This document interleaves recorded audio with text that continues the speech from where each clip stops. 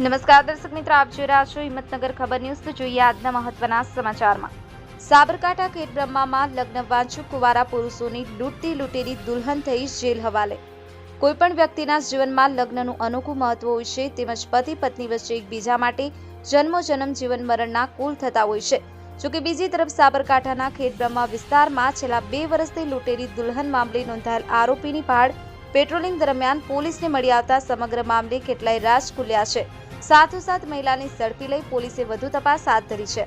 મહેસાણા વિસ્તારના ચંદ્રસિંહ ઝાલાને ખેડબ્રહ્માના દિગથલી વિસ્તારની કીરુબેન લક્ષ્મણસિંહ નામની મહિલાએ લગ્ન માટેની લાલચ આપી મંદિરમાં લગ્ન કરી 5 લાખથી વધારેની કિંમતના સોના ચાંદીના દાગીના લઈ ફરાર થઈ જવાના મામલે ખેડબ્રહ્માના ખેરોજ પોલીસ મથકે 2 વર્ષ અગાઉ ફરિયાદ નોંધાઈ હતી।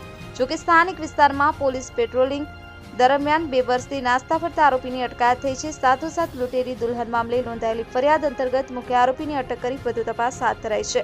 એડિટર ઝાકીર હુસેન મેમણ, હિંમતનગર ખબર ન્યૂઝ, સાબરકાંઠા।